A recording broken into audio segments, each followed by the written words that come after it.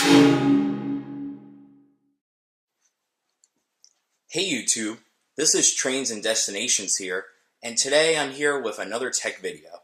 So I hope all of you guys saw my recent video on the MacBook Air running macOS Mavericks. That was a fun video. It was the first legit video I've posted to my channel in a long time. I'm very happy to have made that video. It was also my first time using iMovie, because back in the day I used the YouTube video editor for all my videos, but ever since YouTube got rid of that, I needed to find an alternative. I had Google Chromebooks back in the day, and you can't really do video editing on a Chromebook, obviously. So it's been a while, but now that I have a MacBook, I have iMovie, and so I made it on iMovie. I don't think I need something fancy like Premiere or Final Cut for what I need to do. So yeah.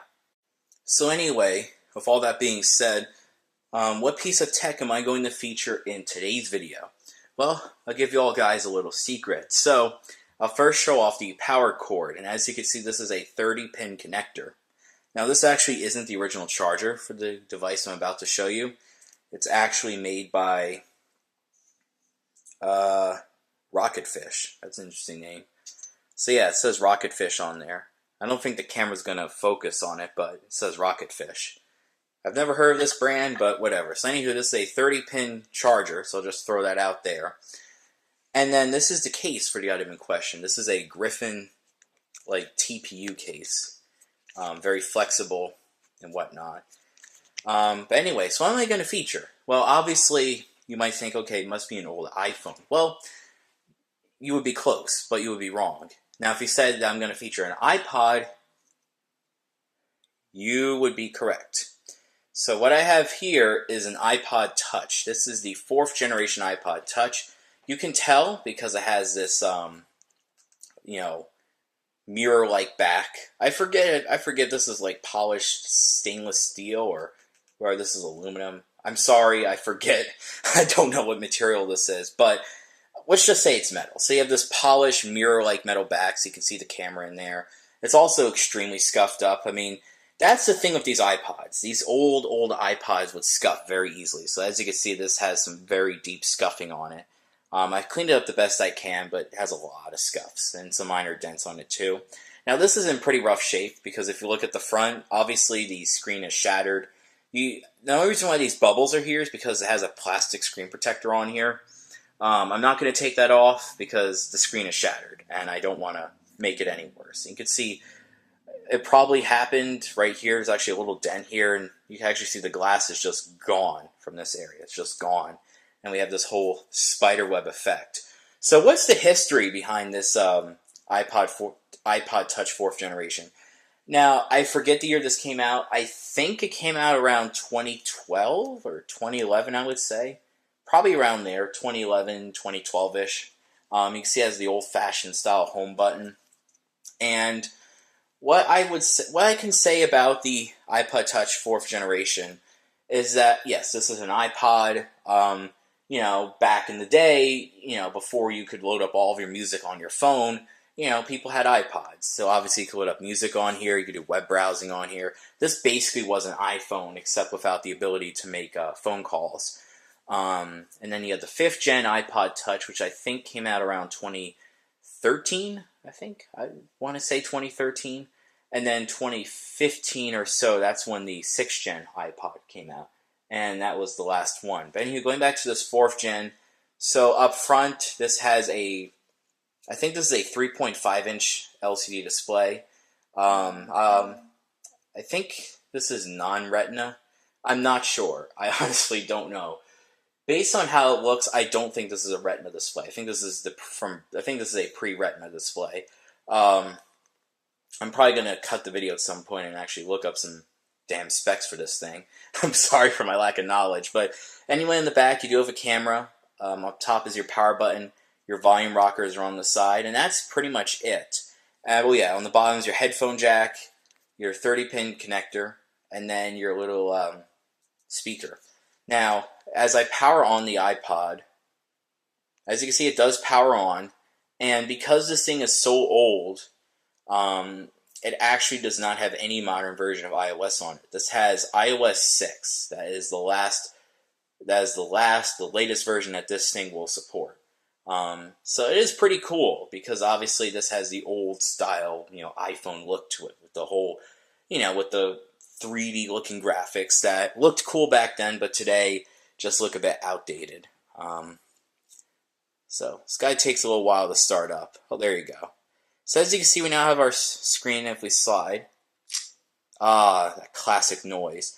Now I'm not going to set up this iPod because I can't be bothered. Can't really be bothered to set it up, and also because I'm probably going to be selling this eventually, because I'm pretty sure that there's a market. I'm pretty sure I could sell this on eBay, and if I sell it for very cheap, because I mean all this needs is a new screen. So I'm pretty sure if there's someone out there who's like a diehard fan of these iPods, he or she could just buy this, put a new screen on it, and it's good to go. Because otherwise, it works. The LCD panel works just fine. The speaker works. It charges fine. It actually holds a pretty darn good charge. You can actually use this for a couple hours. Headphone jack works, so all the rockers, everything works. So as you can see, turning up the volume. Let me just nostalgia right here, man. All right, I'll stop now.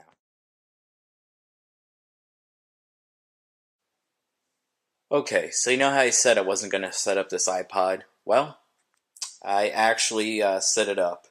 There's actually take two on this because I have a light back there to, like a lamp to help with the lighting here. I know I'm very poor.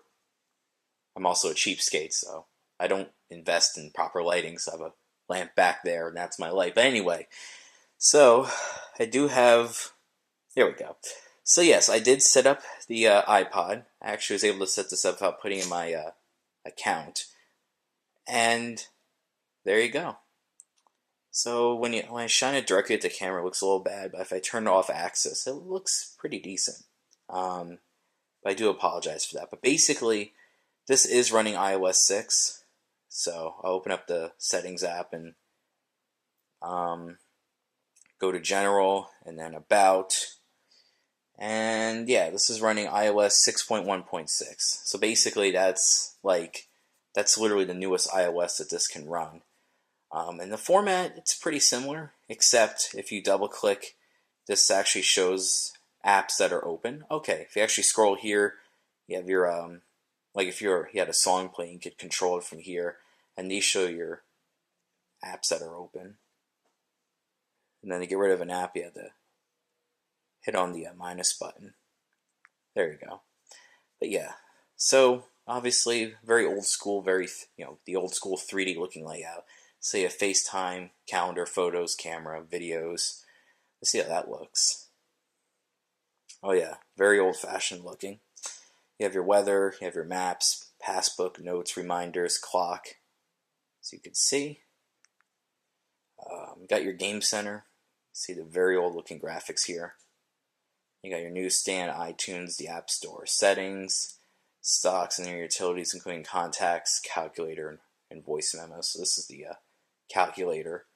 But yeah, there really isn't much else to say, or I should say, see. Yeah, there's not much else to see here.